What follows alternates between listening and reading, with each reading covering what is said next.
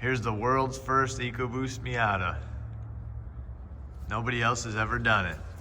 All right, I convinced another guy to become a true Ford fan. Tyler, I'll tag his channel. He's probably not going to upload because he's an asshole, but he Ecoboost swapped his 91 Miata. It's kind of a shell, kind of a roller deal. He's got the engine in. He's using a MT82 with a MGW conversion shifter to remove the remote mount shifter, because if not, it's still technically remote, but it's just MGW. It brings the remote shifter. MGW shifter. It brings the remote shifter deal in, because if it was stock remote mount shifter, it would be way the fuck back. But let's see where it's at. It's in the stock location.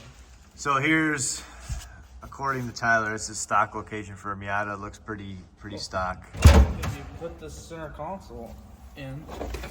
Yeah, so that looks, I mean, that's pretty dead on. Just a chassis. He doesn't know if he's gonna swap everything once he gets it running, if he's gonna swap everything to his better chassis or whatever. But for now, this is gonna be the vehicle. He used the V8 Roadster's subframe in this and then made his own engine mounts. And it fits pretty well. He used a Mustang oil pan, and he said that was kind of the issue as far as the height, because it's going to hit the hood. So if you take a look here, the front end of the engine is a little bit... Which it's gonna be high, but Miatas have a bulge. It's just not gonna be big enough bulge. Yeah. So this isn't really, the engine fits really well. He had to cut the cowl, which is a given with these high pressure fuel pumps, but it's really not extreme. It's just where they put the VIN. Yeah, just it's just a little, and I just cut it straight to the firewall. The pieces right here. And nobody needs a VIN anyway, so. Oh yeah. Yeah, you don't need that. You don't need a VIN. And I mean, it almost would fit with the pump off, and then you put the pump on in the car. But it just barely won't let it. It just barely hits and just won't let it kind of fall into the hole. Because it was super close. And then I was able to put the trans in the car. It has a twin disc on it. MT82. I mean, it was a pain, but I did put the trans in the car, because the engine cannot fall out. So you just take the mounts out and just let it hit the firewall. I took the fuel pump off so that I couldn't damage that plug. But I mean, now that it's in there, you could leave the fuel pump on and it's not going to hurt the pump. What about clearance on the trans tunnel? Did you have to? I had to cut it. So trans tunnel. And then I had to. You might be able to see it right there in the center on the bell housing. I had to cut a little brace off. You can see where the tunnel is bent. Mm-hmm. I had to cut that because it hit right there, and it would not. Like, I was trying to figure out what was hitting, couldn't find it, and then I finally pulled the engine out and saw that, so I just lopped that corner off. It's not doing anything. Yeah. So we got Mustang turbo, and then the interesting thing about this engine setup, Tyler found I guess you could say, smoking deal on a built bottom end or built short block for an Ecoboost, a 2.3, and it was $200 or something. He just had to drive 1 million miles to go get it. It wasn't that far. He picked up a long block, right? You picked up a shit long block. Yeah, we got some piston chunks over there. So shit long block, built short block, and he mixed it all together, and now he has a built long block with all the parts and stuff he needs.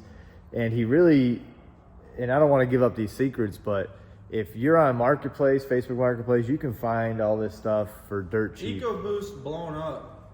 Yeah. 2.3s, under $1,000 all the time. Yeah, you can get them pretty much all day long. I messed up, but granted, brand new, the throttle body, this intake is super cheap from Ford.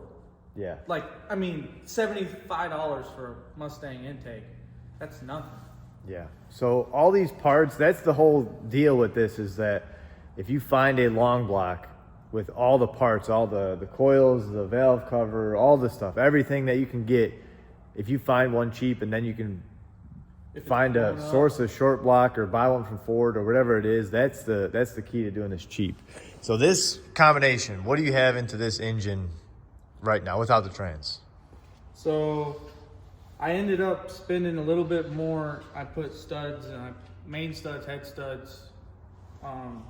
It's right around probably $2,000 to $2,500, which is what buying a pull-out 2.3 from a Mustang with 180,000 miles is. And this one's built bottom end. It's an old Tune Plus. Is this is a 2.0 block, right? It's 2-liter block out of, like, when you pull up the number on the side of it, it's like a block from Mexican Maverick or something. Okay, so basically you have the strongest block with a built bottom end and stock Mustang turbo, right? It's a stock turbo.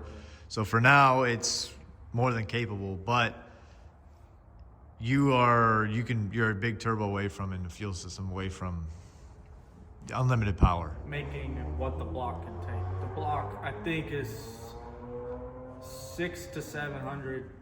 I could probably make 700 in a Miata because it's 1,300 pounds lighter than a Mustang. Yeah.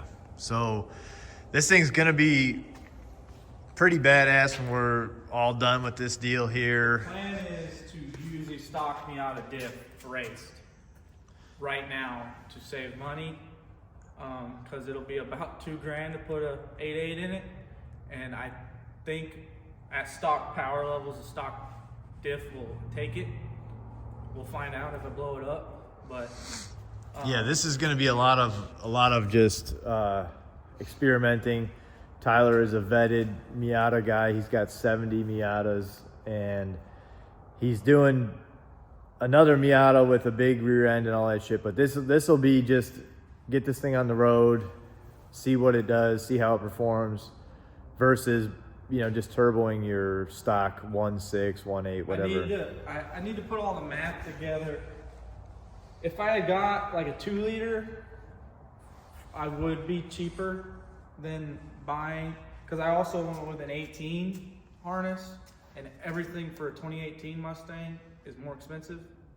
To do the delete, the chassis harness is more expensive. The ECUs are more expensive. I did that because I want the throttle bodies, stuff like that. I wanted to, if I don't like the manual or I don't like this swap, I want to be able to put a 10-speed behind it, possibly, so I have all the stuff to do a 10-speed later if I wanted to. This is going to be, he's already made a ton of progress on this thing.